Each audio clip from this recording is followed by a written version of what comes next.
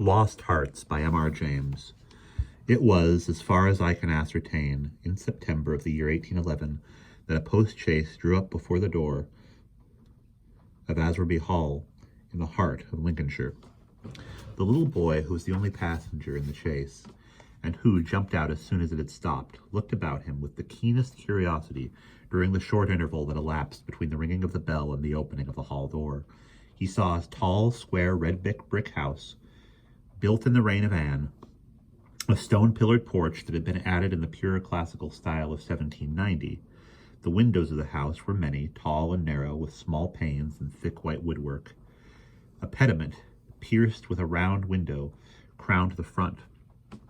There were wings to right and left, connected by curious glazed galleries, supported by colonnades with the central block. These wings plainly contained the stables and offices of the house. Each was surmounted by an ornamental cupola with a gilded vane. An evening light shone on the building, making the window panes glow like so many fires. Away from the hall in front stretched a flat park studded with oaks and fringed with firs, which stood out against the sky. The clock in the church tower, buried in trees on the edge of the park, only its golden weathercock catching the light, was striking 6, and the sound came gently beating down the wind. It was altogether a pleasant impression, though tinged with a sort of melancholy appropriate to an evening in early autumn, that was conveyed to the mind of the boy, who was standing in the porch, waiting for the door to open to him. The post-chaise brought him from Warwickshire, where, some 6 months before, he had been left an orphan. Now, owing to a generous offer of his elderly cousin, Mr. Abney, he had come to live at Azerby. The offer was unexpected because all who knew anything of Mr. Abney looked upon him as a somewhat austere recluse, into whose steady-going household the advent of a small boy would import a new and, it seemed, incongruous element. The truth is that very little was known of Mr. Abney's pursuits or temper. The professor of Greek at Cambridge had been heard to say that no one knew more of the religious beliefs of the latter pagans than did the owner of Azerby. Certainly his library contained all the then available books bearing on the mysteries, the Orphic poems, the worship of Mithras, and the Neoplatonists. In the marble-paved hall stood a fine group of Mithras slaying a bull, which had been imported from the Levant at great expense by the owner. He had contributed a description of it to the Gentleman's Magazine, and he had written a remarkable series of articles in the Critical Museum on the superstitions of the Romans of the Lower Empire. He was looked upon, in fine, as a man wrapped up in his books, and it was a matter of great surprise among his neighbors that he should even have heard of his orphan cousin, Stephen Elliott, much more that he should have volunteered to make him an inmate of Azerby Hall. Whatever may have been expected by his neighbors, it is certain that Mr. Abney, the tall, the thin, the austere, seemed inclined to give his young cousin a kindly reception. The moment the front door opened, he darted out of his study, rubbing his hands with delight. "How are you, my boy? How are you? How old are you?" he said. "That is, you are not too much tired, I hope, by your journey to eat your supper?" "No, thank you, sir," said Master Elliot. "I am pretty well." "That's a good lad," said Mr. Abney. "And how old are you, my boy?" It seemed a little odd that he should have asked the question twice in the first 2 minutes of their acquaintance. "I am 12 years old next birthday, sir," said Stephen. "And when is your birthday, my dear boy?" 11th of September, eh? That's well. That's very well. Nearly a year hence, isn't it? I like to get these things down in my book. Sure it's 12, certain? Yes, quite sure, sir. Well, take him to Mrs. Bunch's room, Parkes, and let him have his tea, supper, whatever it is.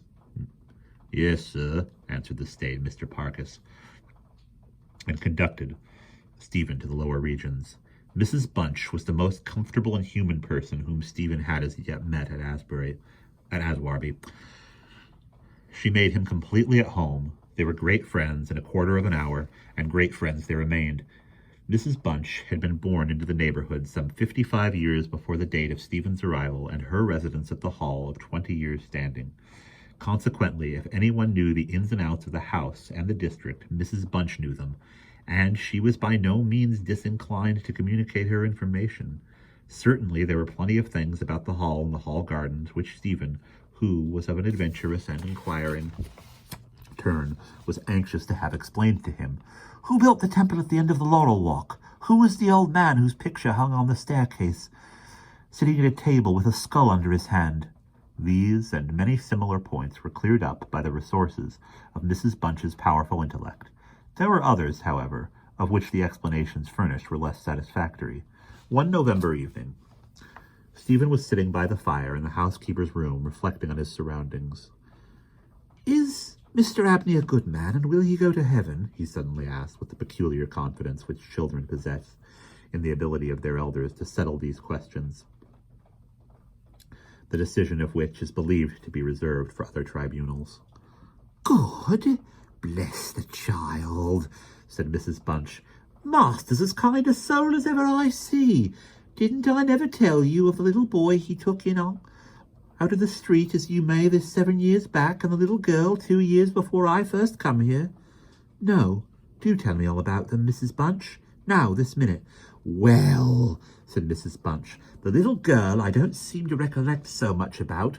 I know master brought her back with him from his walk one day, and give orders to Miss Ellis, as was the housekeeper then, as she should be took every care of, and the poor child hadn't no one belonging to her. She told me so her own self, and here she lived with us as a matter of 3 weeks it might be, and then, whether she was something of a gypsy in her blood or what not, but one morning she out of her bed afore any of us had opened an eye, and neither track nor trace of her have I set eyes on since.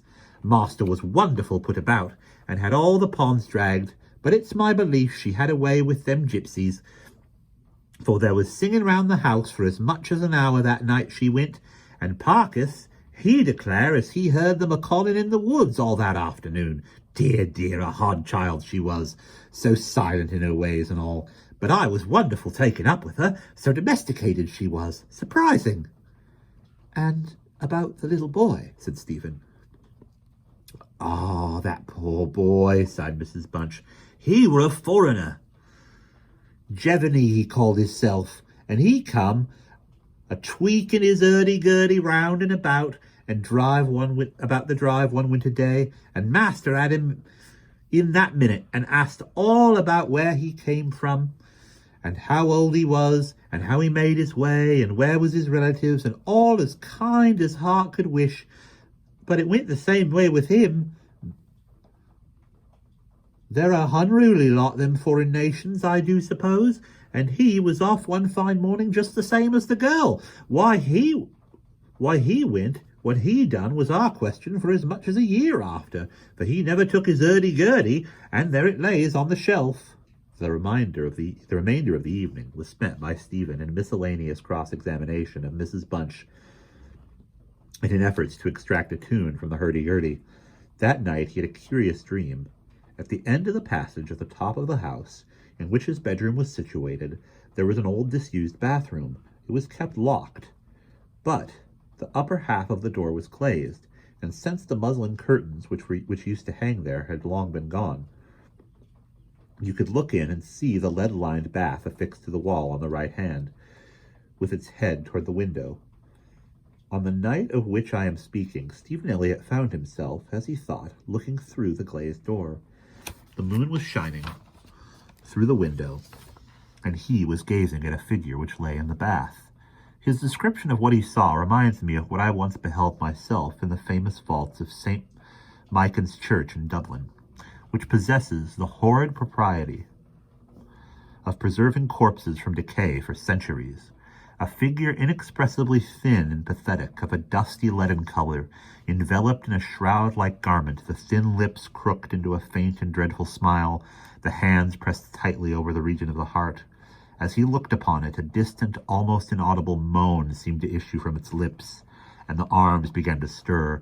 The terror of the sight forced Stephen backwards, and he awoke to the fact that he was indeed standing on the cold-boarded floor of the passage in the full height of the moon, with a courage which I do not think can be common among boys of his age. He went to the door of the bathroom to ascertain if the figure of his dream were really there. It was not, and he went back to bed. Mrs. Bunch was much impressed the next morning by his story, and went so far as to replace the muslin curtain over the glazed door of the bathroom. Mr. Abney, moreover, to whom he confided his experiences at breakfast, was greatly interested and made notes of the matter in what he called his book. The spring equinox was approaching, and Mr. Abney frequently reminded his cousin, adding that this had always been considered by the ancients to be a critical time for the young, that Stephen would do well to take care of himself and to shut his bedroom window at night, and that the Censorinus had some valuable remarks on the subject. Two incidents that occurred about this time made an impression upon Stephen's mind. The first was after an unusually uneasy and depressed night that had passed through. He could not recall any particular dream that he had had. The following evening, Mrs. Bunch was occupying herself in mending his nightgown. "Gracious me, Master Stephen," she broke forth rather irritably. "How do you manage to tear your nightdress all to flinders this way? Look here, sir, what trouble you do give the poor servants that have to darn and mend after you." There was indeed a most destructive and apparently wanton series of slits or scorings in the garment, which would undoubtedly require a skillful needle to make good. They were confined to the left side of his chest, long parallel slits about 6 inches in length, some of them not quite piercing the texture of the linen. Stephen could only express his entire ignorance of their origin. He was sure they were not there the night before. "But," he said, "Mrs. Bunch, they are just the same as the scratches on the outside of my bedroom door, and I'm sure I never had anything to do with making them." Mrs. Bunch gazed at him open-mouthed and snatched up a candle, departed hastily from the room, and was heard making her way upstairs. In a few minutes she came down. "Well," she said, "Master Stephen, it's a funny thing to me how them marks and scratches can a come there too high up for any cat or dog to have made 'em, much less a rat, for all the world like a Chinaman's fingernails, as my uncle in the tea trade used to tell us so when we was girls together. I wouldn't say nothing to master if I was you, Master Stephen. My dear, just turn the key of the door when you go to your bed." "I always do, Mrs. Bunch, as soon as I've said my prayers." "Ah, that's a good child. Always say your prayers, and then no one can't hurt you." Herewith Mrs. Bunch addressed herself to mending the injured nightgown, with intervals of meditation until bedtime. This was on a Friday night in March 1912. On the following evening, the unusual duet of Stephen and Mrs. Bunch was augmented by the sudden arrival of Mr. Parkes, the butler, who as a rule kept himself rather to himself in his own pantry. He did not see that Stephen was there, moreover, flustered and less slow of speech than was his wont. "Master may get up his own wine if he likes of an evening," was his first remark. "Either I do it in the daytime or not at all. Mrs. Bunch, I don't know what it may be, very like it's the rats or the wind got into the cellars, but I'm not so young as I was and can't go through with it as I have done." "Well, Mr. Parkes, you know it is a surprising place for the rats, is the Hall." "I'm not denying you, Mrs. Bunch, and to be sure, many a time I've heard the tale from the men in the shipyards about the rat that could speak. I never laid no confidence in that before, but tonight, if I'm demented myself to lay my ears to the door by the further bin, I could pretty much have heard what they was saying."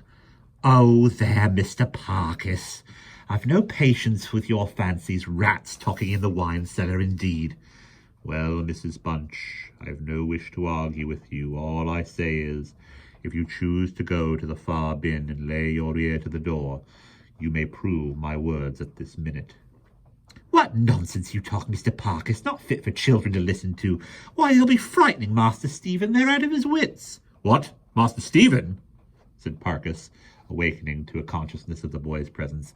"Master Stephen knows well enough when I'm a-playing a joke with you, Mrs. Bunch." In fact, Master Stephen knew much too well to suppose that Mr. Parkes had in the first instance intended a joke. He was interested, not altogether pleasantly, in the situation, but all his questions were unsuccessful in inducing the butler to give any more detailed account of his experiences in the wine cellar, and we'll pause there.